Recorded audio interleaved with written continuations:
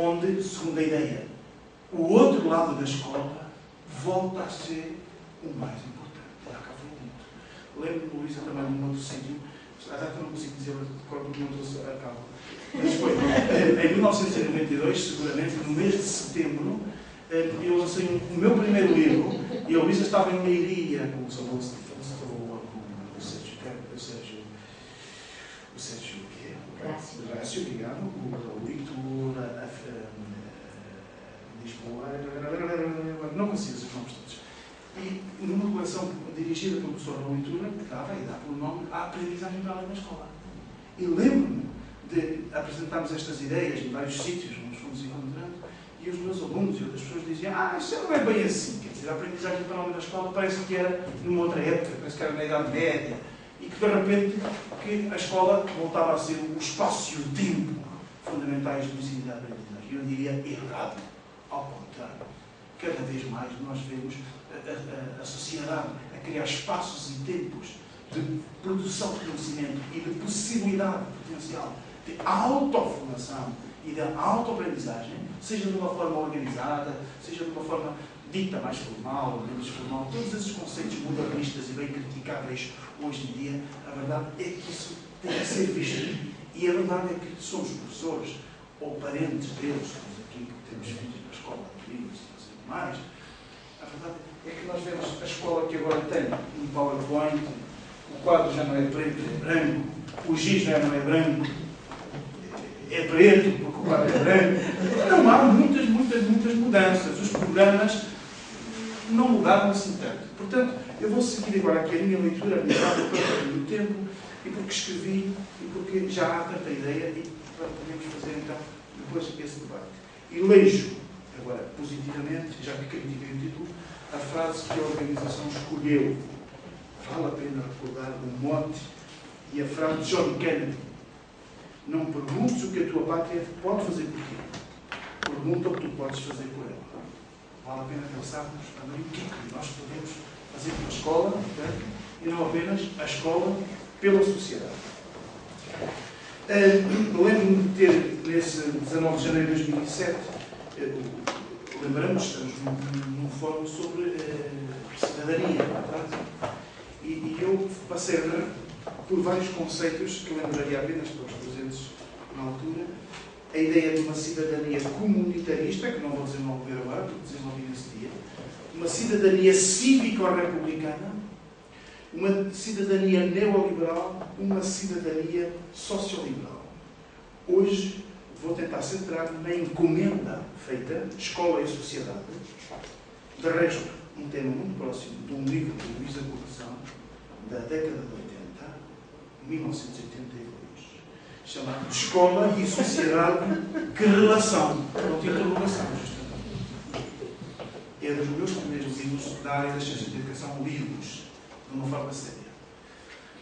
Algumas notas prévias.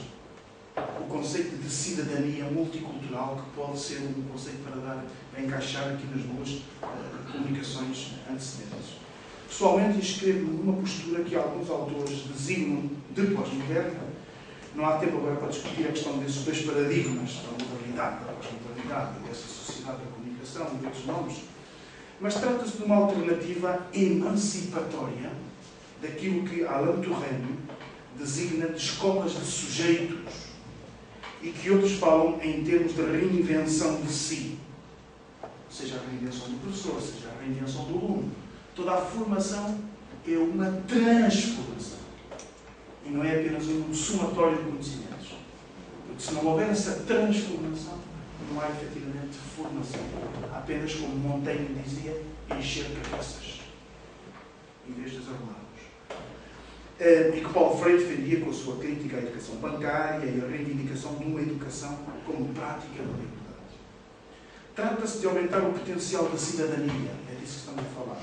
Trata-se de pensar uma cidadania mais emancipatória para um mundo mais global, plural. Direitos, responsabilização e participação política são, portanto, fundamentais para a governação humana, de que o professor Frederico falava também. Este modelo de cidadania implica a separação dos direitos da cidadania da associação direta a um Estado de pertença muito monoculturalista, como a professora Luísa de alguma forma falou implicarmente, quando falou de excluir todos os outros que são minorias do ponto de vista cultural, mas do ponto de vista demográfico, às vezes são bem-vindas.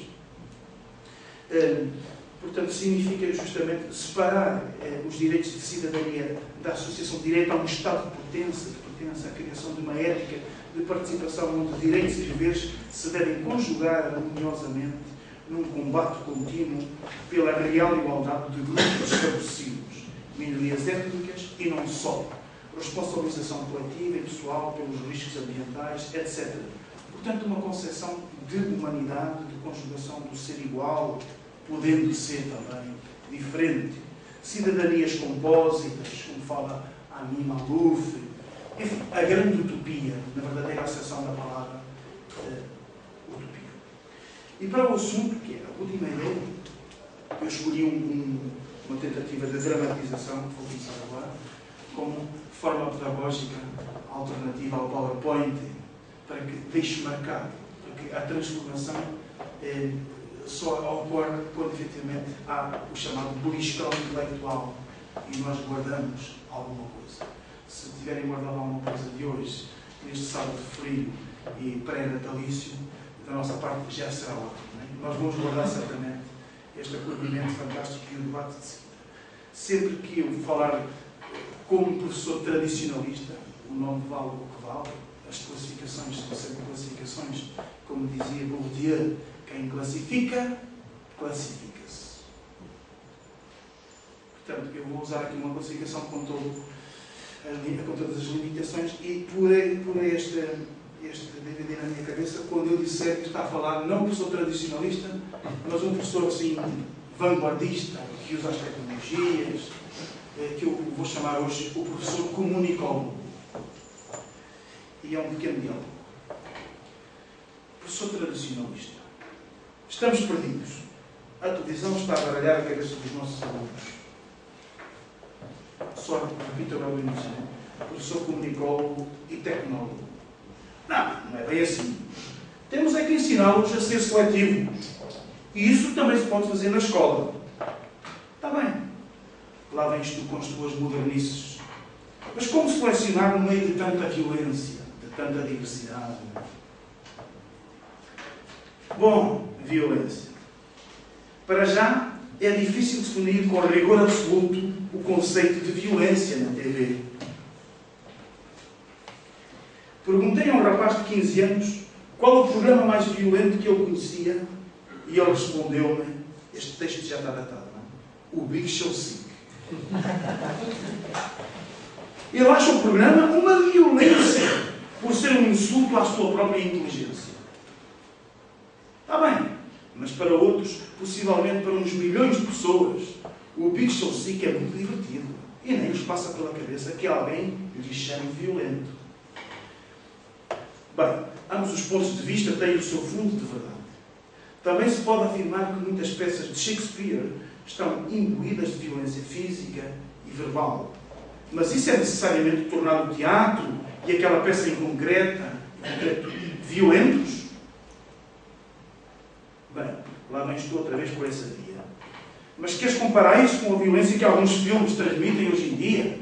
E que as crianças, agora os nossos carinhos, os nossos filhos, que eles vêm até às tantas da madrugada, porque têm televisão em todos os países do espaço doméstico, do mapa doméstico.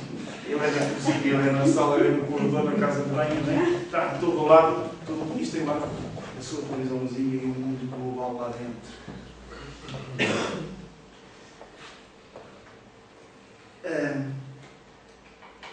Mas queres comparar isso com a violência que alguns filmes transmitem? Os filmes de guerra, por exemplo, só transmitem violência. Há violência em todo lado. Tu queres educar os teus alunos para uma sociedade que não existe? Fora da violência. Os filmes de aventuras também têm violência. A violência está nas ruas, nas frases que tantas vezes tu próprio usas, nas relações sociais em geral, na maneira como falas para as pessoas. Então não te parece que pelo menos isso, ou que pelo menos deveríamos desaconselhar os alunos e os pais, os nossos filhos, a não verem cenas violentas? Que a televisão quer dizer então usar na escola